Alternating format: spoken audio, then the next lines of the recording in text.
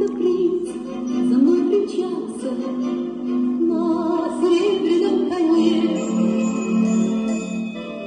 И встречали нас танцоры, барабанщик и трубач, 48 дирижера и один седой скрипач.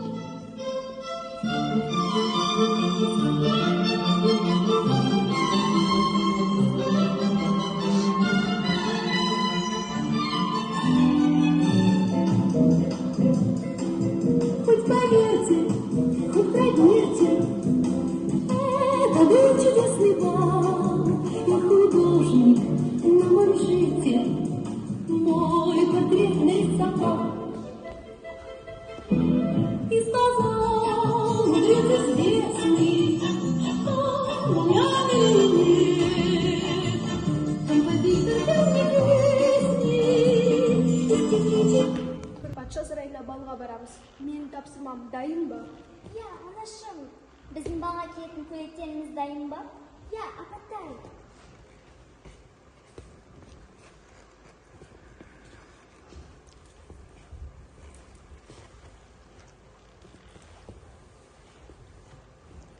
Мен шашыма тағатын гүлді өсіріп қойдым ба? Я, апатай, міне гүліңіз. Қандай сұқылсыз гүл, маған бере сал. Жоқ, бермеймін. Саған мынадай гүлдің не керегі бар, маған бер деймін. Жоқ, бер. Жоқ, бер деймін. Жоқ, бер. Жарым ұрыспаңдар, біздің балға баратын уақытымыз келді. Анашым, мен де балға барсам бола ма? Сен ба? Сен мына түріңмен патша сарайына барғың келе ме? Сені көріп бала қашып кетер.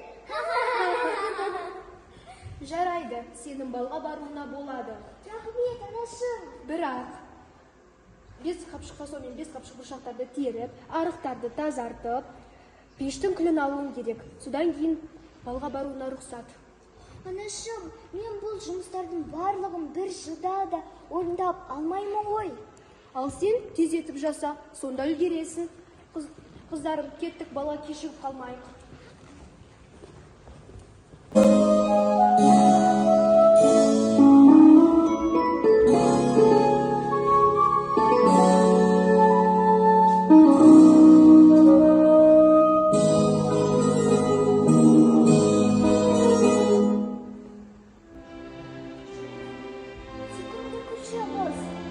Сен тынбай жұмыс жасайсың, ал өгей шешең болса, қыздарын әдемі киіндіріп алып, тек қыдыруды ғана біледі. Сен бүгін міндетті түрде патша сарайына балға барасың. Рахмет, мейірімді фея. Бірақ менің жасайтын жұмысым өте көп. Ештеңе етпейді. Ол жұмыстарды қазір-ақ бітіреміз. Фасоль мен бұршақтарды тышқандар айып тастайды. Көл тышқандар арықты қазір, мысық пештің күлін тазартады. Рахмет, қайырымды фея. Рахмет, осындай түмен қалай патша сарайына барамын? Тіпті көйлегім де жоқ, және де жаяу барып үлгермеспін. Ештеңе етпейді.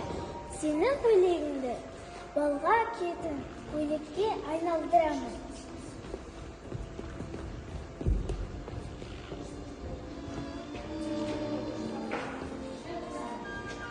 Аяғына кебіс сыйлайды.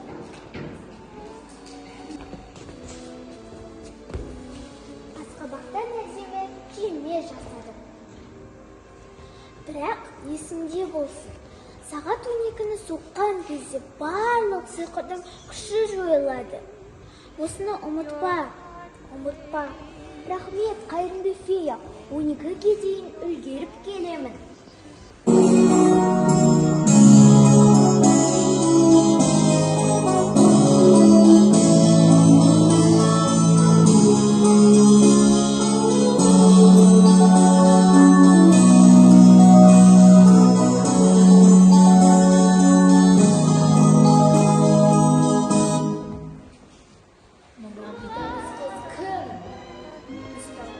Танымаймыз. Мүмкін ол қош патшалықтан келген шығар. Бірақ бұл балға тек біздің патшалықтағы адамдарды ғана шақырылды емес пе? Танысы бол, сізді бірге шақырсам бола ма?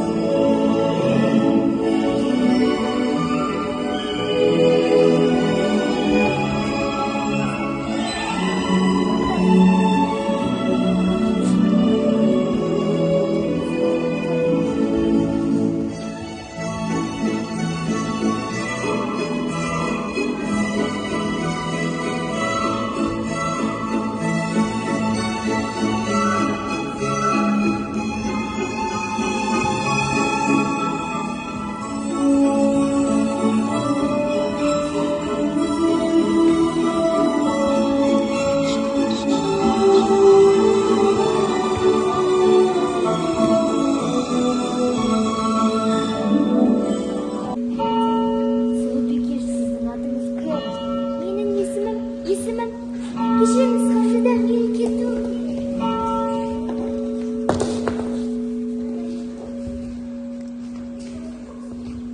Тыңдаңыздар, патшаның жарлығы. Мына кебіс кімге дәл келсе, сол ханзаданың қалыңдығы атанады. Яна, бері келіңдер.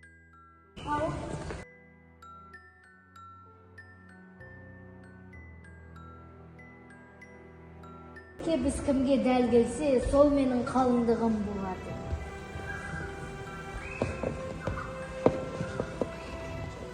Жоқ, аяғыма сияр емес. Yok, tағы да тарты. Аяғында. Жоқ, сияр емес.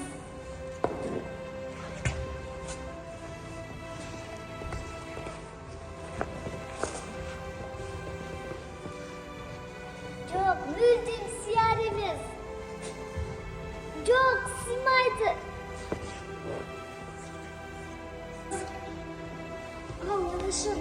Марианаға мына кебісті кигіз. Жоқ, Марианаға мына кебісті кигіз. жоқ. Ал солай ма? Ал мен сен әкемен не істейтінін білесің бе? Мен оны... Жоқ, жоқ, анашым. Мен Марианаға кебісті кигіземін.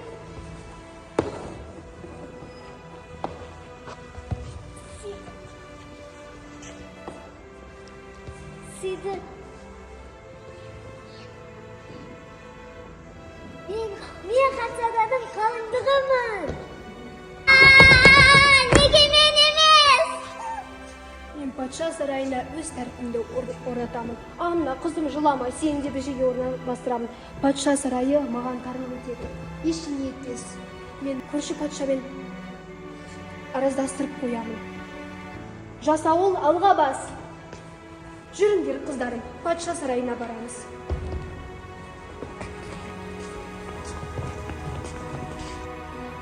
Ол қыз емес қой? Иә. Жоқ. Кімнің аяғына осы кебіс келсе, сол қалыңдығым болады деген патшаның сөзі. Іс бітті, қымбат күйеу бала.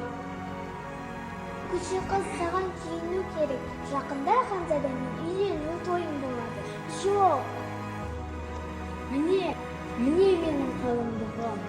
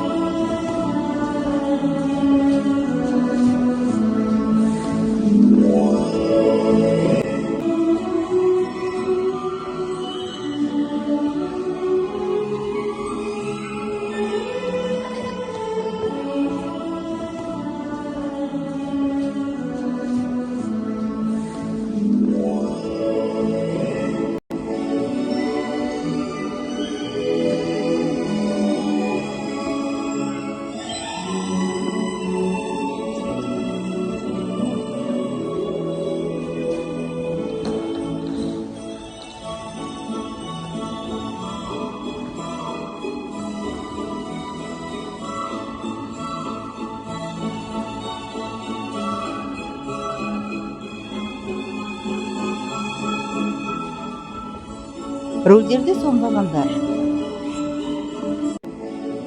Фея Шыңғыс қызы Шынар, Анна Жәнібекова Аяру, Күлше қыз Раджан қызы Амина, Өгей шеше Серікбаева Алима, Марияна рөлінде Шыңғыс қызы Шырай, Король рөлінде Ұзар қызы Ақерке және де Ханзада рөлінде Тойлыбай қызы Ділнұр.